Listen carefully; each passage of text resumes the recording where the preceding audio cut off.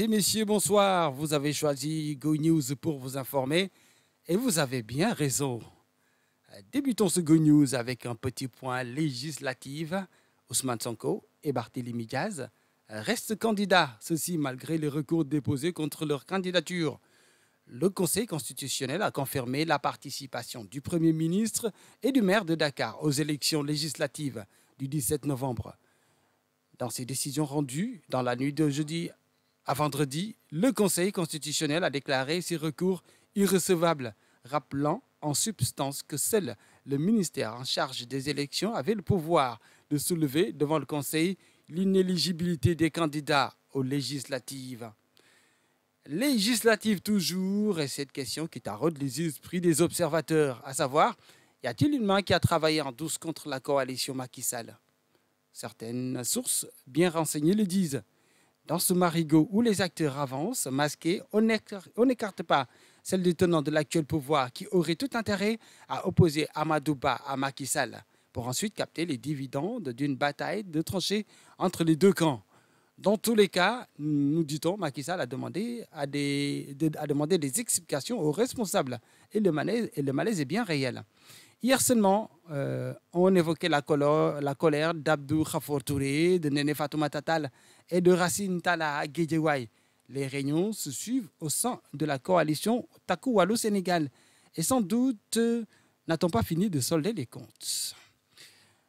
On parle santé avec le directeur du Centre des maladies infectieuses et tropicales du Centre hospitalier universitaire de Fann, le professeur Moussa Seydi, qui a profité de l'occasion du lancement par le ministre de la Santé et de l'Action sociale, Ibrahim Assi, lors de la 32e journée mondiale de la santé mentale axée sur le thème « Il est temps de prioriser la santé mentale au travail ».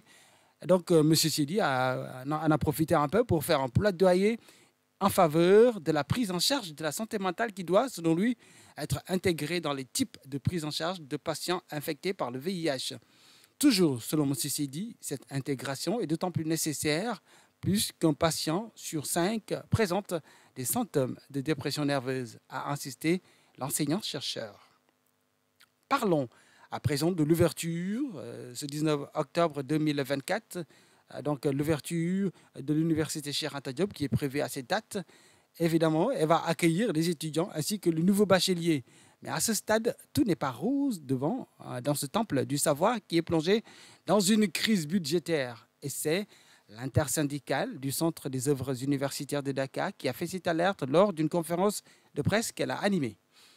Selon l'intersyndicale, en 2024, la subvention était de 25 573 millions de francs CFA, soit une diminution de 10 milliards, tout simplement, de diminution. Donc, ceci, ajoute les syndicalistes, du coude en dépit de l'augmentation de l'effectif des étudiants passant de 82 000 en 2023 à 90 000 en 2024, sans compter les 24 000 nouveaux bacheliers qui vont s'y ajouter.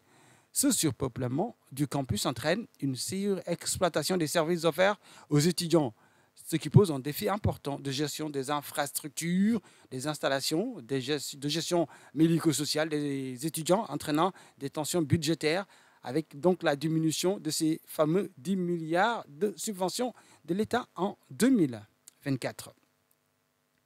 Intéressons-nous maintenant à cette affaire d'Iggy Diop qui, après une première audition devant la division des investigations criminelles la semaine passée, Diégui Diop, donc, figure de l'APR, a dû à nouveau se présenter devant les enquêteurs jeudi passé. L'information a été révélée par l'intéressée elle-même lors d'une intervention sur la chaîne CTV. Libérée donc après sa première audition, l'ex-directrice générale de la promotion de l'économie sociale solidaire avait été initialement convoquée donc lundi dernier. Toutefois, ce rendez-vous avait été reporté selon toujours ses déclarations. Pour rappel, Diégui Diop est visé par une enquête pour escroquerie sur des deniers publics selon un avis de recherche émis par la DIC il y a plusieurs semaines. La somme détournée atteindrait environ 30 millions de francs CFA selon les informations relayées par la presse. a ajouté à ce dossier, a versé à ce dossier donc l'intervention de son avocat, Maître El Hadj Diouf, qui a avoué au téléphone à Sénéweb que Djigui Diop n'a rien fait et n'a pas géré de l'argent.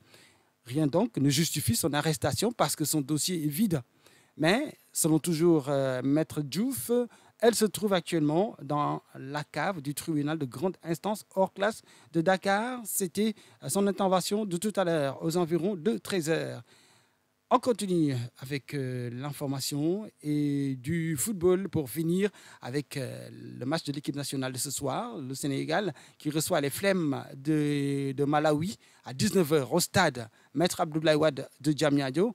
Et en conférence de presse, donc, hier jeudi, Pape Thiaw, le nouvel homme fort de l'équipe, le nouveau entraîneur, donc n'a pas voulu promettre aux Sénégalais des changements radicaux. À défaut, le technicien intérimaire a invité les observateurs à scruter son apport aujourd'hui, jour de vérité. Selon lui, l'un des grands défis du staff technique de la tanière, c'est de remobiliser les troupes pour les objectifs à atteindre. Mais pour ce, Pape Thiaw promet que les joueurs sont prêts et déterminés à se battre pour décrocher la qualification à la prochaine CAN qui se déroulera au Maroc. Voilà donc pour ces informations. Je vous souhaite de passer une excellente soirée, un bon week-end. On se donne rendez-vous lundi pour d'autres informations. D'ici là, portez-vous bien et restez surtout connectés. Go Dakar TV.